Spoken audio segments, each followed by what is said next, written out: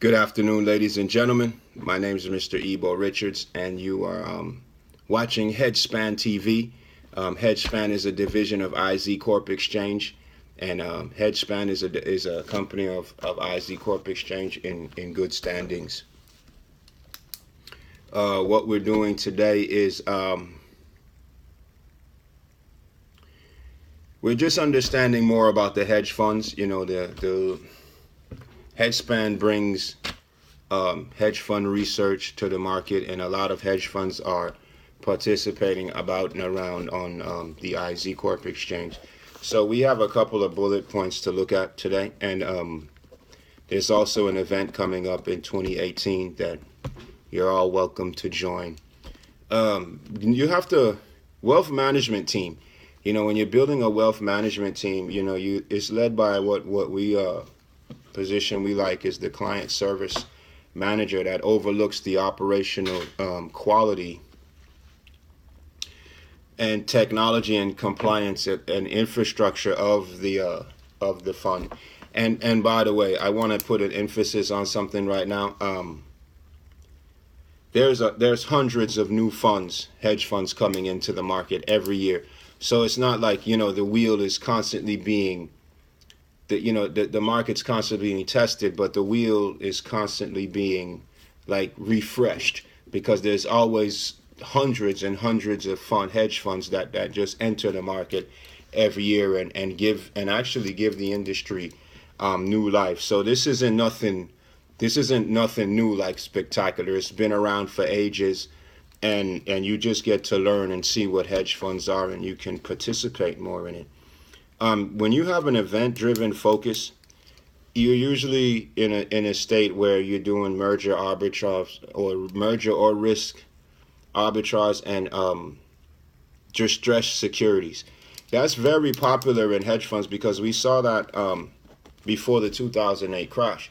I mean, you can get people to buy garbage, and sometimes it'll go up. When markets come down, like what most hedge funds do is they buy on the low end of the scale.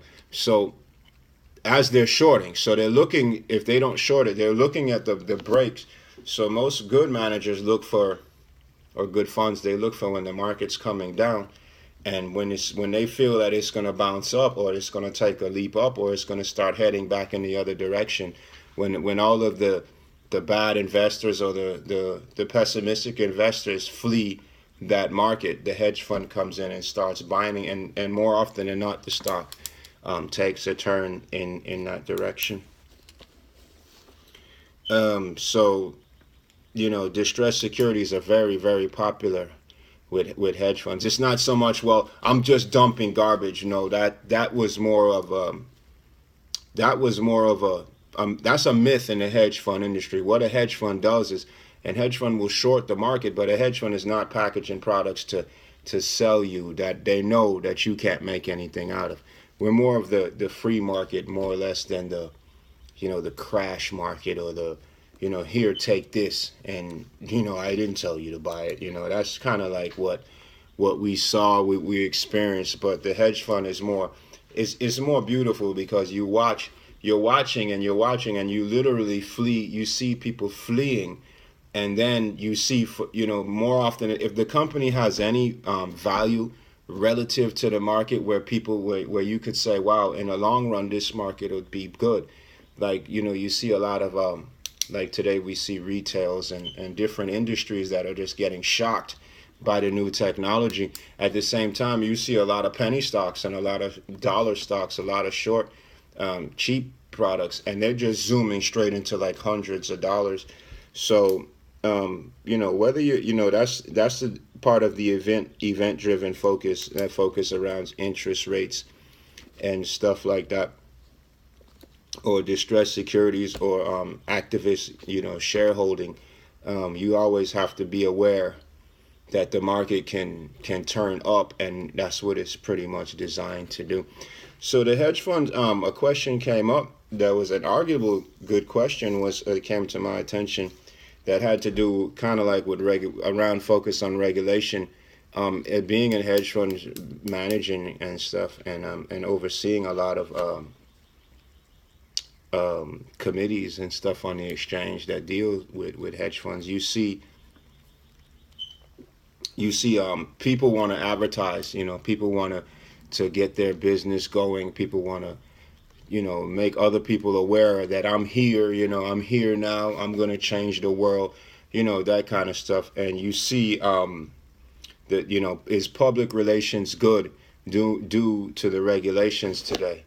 That like I said, that's a good question. It's not one of those that's neither here nor there.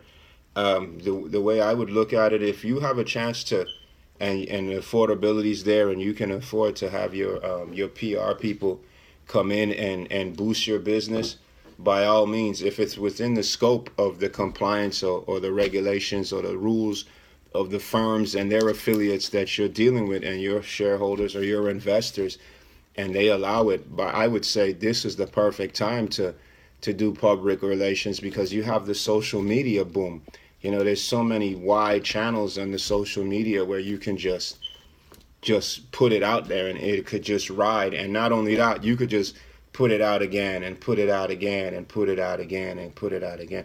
But again, that's according to the regulation in your area, what kind of association and what kind of business you're dealing with.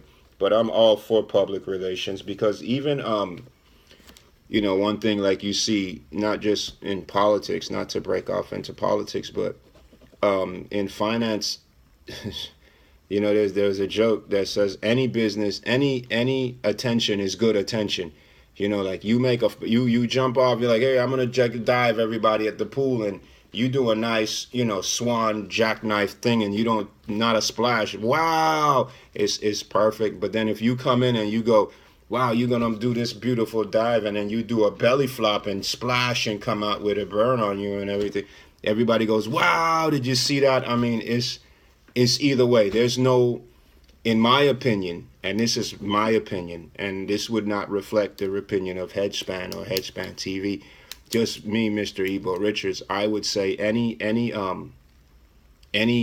noise or anything you could do in the media is good if you're trying to grow your business, because you want that attention. It's not always negative attention. Sometimes it's just to get attention.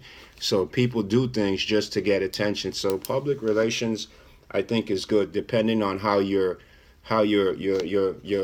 investment infrastructure is according to regulation in your area, or what kind of markets you're in, or who you're dealing with. So and with that being said, that would go back to bringing valuable information to your clients. You always want to make sure your clients are up to date with what's going on, and public relations helps that. So that is a plus. You always look at, like one thing we look at with securities, just to jump back to securities, you have this very popular thing with these rating agencies and these things now, and it's this buy and hold. Again, I don't like the buy and hold recommendation. We work with Durala, Son & Co.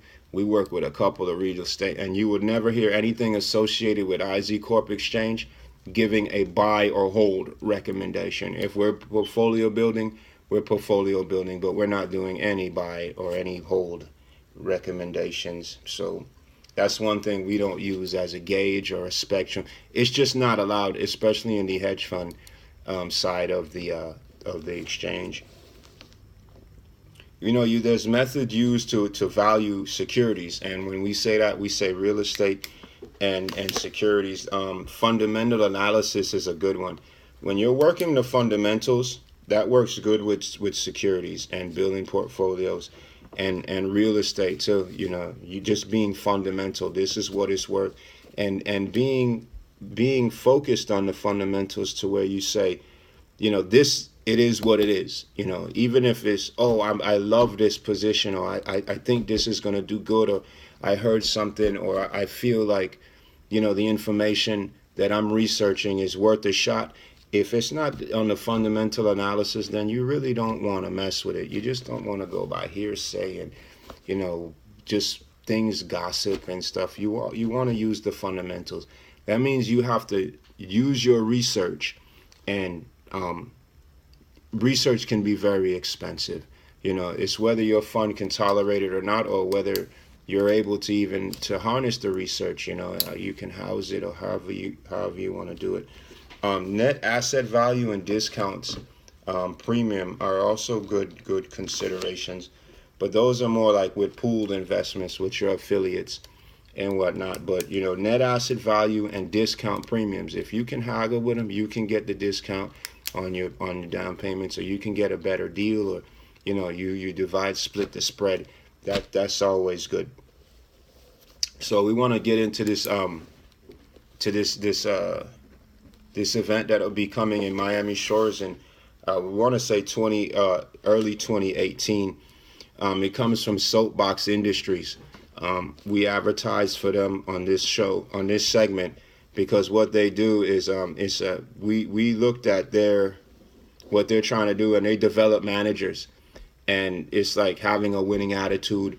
Not so much never giving up, but knowing who your people are, knowing how, not so much even human resources, just knowing who the leader of your team is, how to find a leader, and if your leader's not performing, then you get rid of them. It's like a quarterback. You have an NFL team, you have this quarterback. Usually the quarterback you want is to be your franchise player, your leader. He has to be a good leader, and he has to perform. If he starts throwing a lot of interceptions, then you're like, wow. 5-6 years go by, you don't make it to the playoffs. You're like, wow, what's going on? If you don't make your benchmarks or your high watermarks with your manager, it's like, well, what's going on here? Then you might develop compliance issues, and investors are upset. So we train. The Soapbox Industries has a designation for Hejspan, and it is to help managers better themselves in the hedge fund industry. It's going to be $399. It's going to be $3,999 per person. It'll be from 12 to 4. It'll be on a Tuesday, Wednesday, and a Thursday. And I think this is going to be in February, right before Valentine's Day. It's going to be around that time. This tentative, $3,999 per person, and $2,600 per person if you're a member of IZ Corp Exchange in good standings. And this will be in Miami Shores in 2018. And to get involved, to get your early bird discount rates, or to see if you even have enough seating, because seating is going to be limited, and it's already starting to fill up fast just by word of mouth through the exchange. You're going to email izcorpexchange@live.com. That's izcorpexchange@live.com.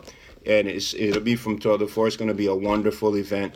Plenty of food, plenty of drinks, and it'll be from 3 days, from 12 to 4. And there'll be a lot of interesting people to meet there. And it's just something that if you're starting in the hedge fund business, or even if you've been around for a while and you want to get a better idea of what's going on in the industry or who's coming in, you want to be in Miami Shores in February 2018. And you'll hear more about this. Again, my name is Mr. Ebo Richards, CEO of Hejspan. Hejspan is a division of IZ Corp Exchange in good standings. And you've been watching Hejspan TV on IZ Corp Exchange Television. Thank you, and have a great day.